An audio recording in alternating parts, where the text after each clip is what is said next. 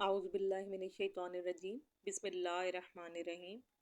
रसूलुल्लाह सल्लल्लाहु अलैहि वसल्लम ने फरमाया, तुम में से कोई शख्स नमाज के बाद अपनी जगह पर बैठा रहे तो फरिश्ते इस वक्त तक इसके लिए मग़फ़िरत की दुआ करते हैं जब तक इसका वज़ू न टूट जाए। फरिश्ते ये दुआ देते हैं, ए अल्लाह तू इस बंदे को माफ़ कर दे, ए अल्लाह तू इस बंदे पर रहम फरमा। रसूल अल्लाह सल्लल्लाहु अलैहि वसल्लम ने इरशाद फरमाया, जो अपने रब का ज़िक्र करता है वो ज़िंदा की तरह है और जो ज़िक्र नहीं करता वो मुर्दा की तरह है। आयशा रज़ी अल्लाह तआला अन्हा कहती हैं कि आप सल्लल्लाहु अलैहि वसल्लम खजूरों के साथ तरबूज खाया करते थे और कहते थे, हम इसकी गर्मी तरबूज की ठंडक से ख़त्म करते हैं और इसकी ठंडक खजूर की गर्मी से ख़त्म करते हैं। नेकियां करते जाओ, दरिया में डालते जाओ, जब कभी तूफ़ान आया तो ये नेकियां कश्ती बन जाएंगी। अगर आप वाकई लोगों से जान छुड़ाना चाहते हैं तो आपको सिर्फ सच बताना है।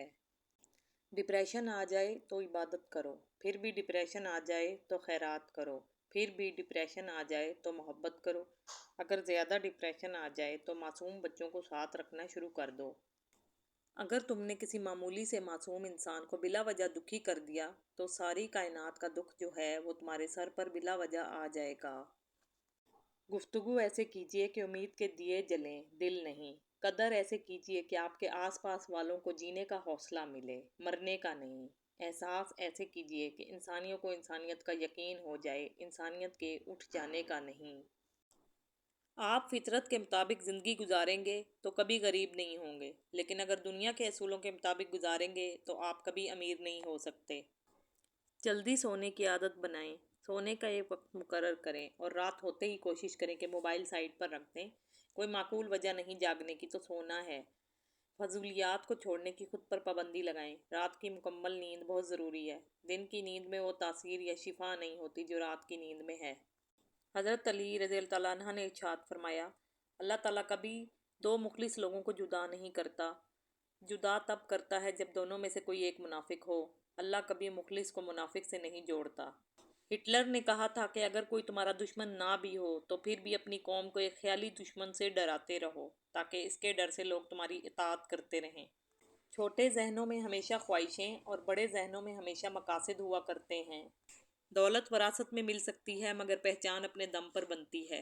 हमेशा के लिए कुछ भी नहीं होता। अपने आप को दबाव का शिकार न बनाएं। कुछ भी हो, कैसे भी हालात क्यों ना हो, वो बदलेंगे, ज़रूर बदलेंगे। शमसुद्दीन तबरेज़ी कहते हैं, चीज़ें इतनी ही दूर हो जाती हैं जितनी आपको इनकी ज़रूरत होती है, और जब आप इनसे परहेज़ करते हैं तो करीब तर होते जाते हैं। ज़िंदगी में कोई भी चीज़ जब आप इसकी तलाश नहीं कर रहे होते तो वो आपको ज़्यादा मिलता है। ताल्लुकात जल्द टूटने की वजह यह है कि हम एक दूसरे को समझते कम और परखते ज़्यादा हैं।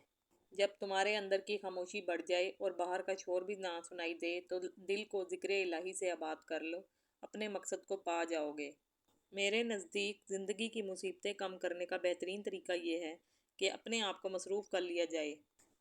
अगर तुम इसलिए ख़ुद को बदल रहे हो कि लोग तुम्हें पसंद करें तो बेहतर है कि वो तुमसे नफ़रत ही करें।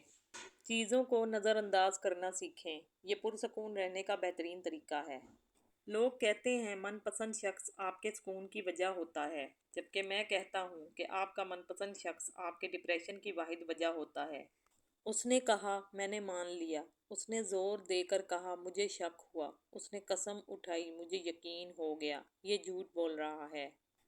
फतह हमेशा बहुत सी कोशिशों और लातादाद शिकस्तों के बाद ही मिलती है।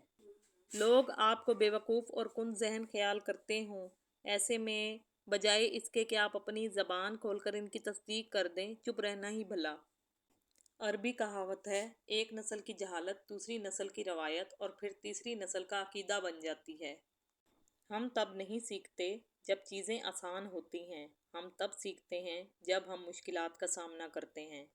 मुश्किल वक्त में जिसको भी पुकारोगे मसरूफ़ ही मिलेगा। सिर्फ अल्लाह ही है जो हर वक्त तुम्हारी सुनेगा। हालात बेहतर होने का इंतज़ार न करो, क्योंकि जब तक आप आगाज़ नहीं करोगे हालात बेहतर नहीं होंगे। जितनी जल्दी हो सके इस बात को समझ जाओ, बहुत से तुम्हारे अपने तुम्हारे दुश्मन हैं। हफ्ते में एक बार ज़रूर किसी गरीब को अच्छा खाना खिलाओ और अपने माल का कुछ हिस्सा अल्लाह की राह में देकर अल्लाह से तिजारत शुरू कर दो। रिज़्क़ इतना बढ़ जाएगा कि संभाला नहीं जाएगा। हज़रत इमाम हसन अलैहिस्सलाम ने फरमाया, جب تک خدا کی نعمتیں موجود ہوتی ہیں پہچانی نہیں جاتی، اور جب یہ نعمتیں منہ موڑ لیتی ہیں تو تب معلوم ہوتی ہیں۔ حضرت علی نے فرمایا، ہزاروں لوگوں میں سے اس ایک کو عزیز رکھو جو تمہاری غیر موجودگی میں بھی تمہاری عزت پر کوئی داغ برداشت نہ کرے۔ اپنی زندگی کا دروازہ ان لوگوں پر بند کر دیں جو آپ کی خوشی میں صرف خامیاں ڈھونڈتے ہیں اور آپ کے دکھ میں صرف کہانیاں۔ اگر زندگی میں خوش رہنا چاہتے ہیں تو کسی بھی جملے کو اپنی ذاتی توہین نہ سمجھیں، بلکہ بولنے والے کی کم ظرفی سمجھ کر آگے بڑھ جائیں۔ ٹیڑھا درخت اپنی زندگی جیتا ہے اور سیدھا درخت تختہ بن جاتا ہے۔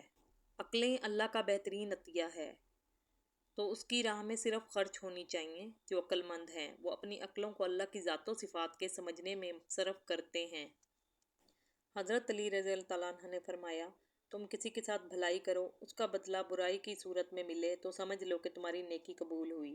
لوگوں کو پرکھا، سمجھا اور پھر جانا کہ اس دنیا میں اتنی بے حسی ہے کہ اگر ہم اپنا سب کچھ بھی قربان کر دیں تو لوگ یہی ظاہر کر دیں گے کہ قربانی ان کا حق ہے اور ہمارے خلوص کا کوئی مول نہیں۔ فرمان آخری نبی صلی اللہ علیہ وآلہ وسلم، غیبت کرنے والوں، چغل خوروں اور پاک باز لوگوں کے عیب تلاش کرنے والوں کو اللہ پاک قیامت کے دن کتوں کی شکل میں اٹھائے گا۔ حضرت علی رضی اللہ تعالیٰ عنہ نے فرمایا، جب تم سکون کی کمی محسوس کرو تو توبہ کرو، کیونکہ انسان کے گناہ اسے بے چین رکھتے ہیں۔ حضرت علی رضی اللہ تعالیٰ عنہ نے فرمایا، پریشان مت ہوا کرو، ٹھوکر ہمیشہ انہی ہی لگتی ہے جنہیں اللہ تھامنا چاہتا ہے۔ چہرے کا رنگ دل کی حالت کی علامت ہے۔ رومی۔ حضرت علی رضی اللہ تعالیٰ عنہ نے فرمایا، جب تمہیں لگے تمہارا کوئی نہیں ہے تو آسمان کی طرف دیکھنا، وہاں وہ ہے جو ہمیشہ سے تمہارا ہے اور ہمیشہ تمہارا رہے گا۔ جب تجھ میں کوئی کمال نہیں تو بناوٹی باتوں کو چھوڑ اور اللہ کی طرف خلوص قلب سے رجوع کر، کیونکہ وہاں مقبولیت کے لیے کمال کی ضرورت نہیں ہے، وہاں تیرا رجوع کر لینا ہی کافی ہے۔